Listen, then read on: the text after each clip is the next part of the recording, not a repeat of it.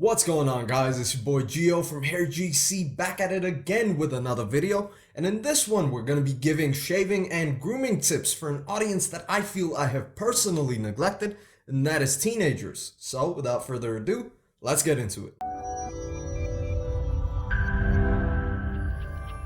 Also, before I get started, don't forget to like this video and subscribe. It really helps us out and it allows the channel to keep on growing, and it lets me know if you want to see more videos like this in the future. Now look, from my personal experience when I was a teenager and I saw my facial hair come in for the first time, I was ecstatic. Like, y'all can't even begin to understand how hype I was. And listen, this wasn't even that long ago because my beard came in late as hell, and needless to say, it wasn't anything impressive. I was rocking that peach fuzz mustache for years, dude. It was embarrassing. Which is exactly why I'm gonna start off by recommending that the moment you see any sort of peach stash starting to grow in, don't get too excited about it. There is still a long way to go, and the first thing you should do is shave it off, and I'm gonna get to why in just a minute. And the reason you should shave it off is simple. It is not a good look, and I'm sorry, the actual probability that it will manifest itself into a full Viking beard is just not realistic. And look, I'm not trying to be offensive to anyone. I'm just speaking from my own personal experiences, because for me,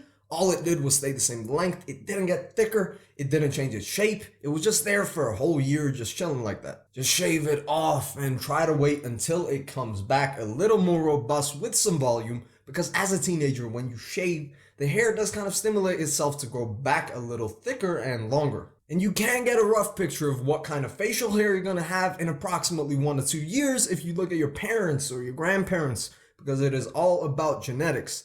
Realistically speaking, if your pops had a beard, you're most likely going to have one too. What's even more realistic is the fact that you'll have to follow the same timeline and growth pattern that your father went through. What I mean by that is that, let's say your dad had a patchy beard at the age of 16 and wasn't seeing any growth around the cheeks or the chin, or whatever, the details don't really matter. And let's say hypothetically it took him around 2 years to fill in those areas. The likelihood is that your facial hair is going to follow the same pattern and take the same amount of time to fill in. As for that patchy peach fuzz, the best thing you can do for future follicle hair growth is to just get rid of it and not be like me. And moving on, you're probably familiar that there are 2 ways to shave: a wet shave with a razor and foam, and a dry shave which utilizes an electric shaver. My recommendation would be to use a razor and avoid using a trimmer, because realistically there won't be much to trim. And like I said before, shaving more often for teenagers can stimulate longer and fuller follicle hair growth. Look, I don't think I have to say this, but just in case there are some of you out there who want to try to shave with someone else's razor, like your dad's, your brother's, or whatever, don't.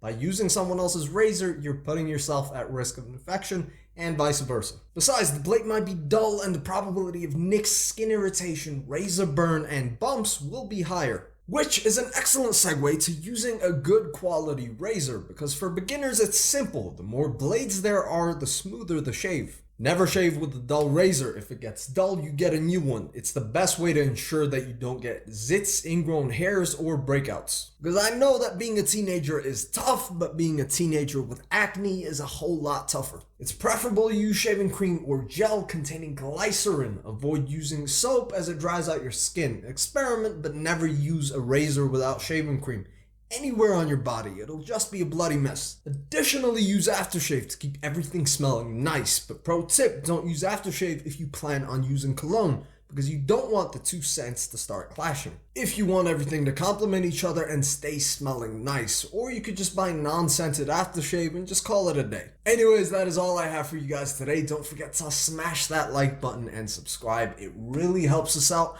And if you're looking for more tips on beard growth, hair care, and beard grooming, you can check out our website, HAIRGC, for anything and everything hair and beard related. My name is Gio, and as always, people, have an awesome day, and I will see you next time.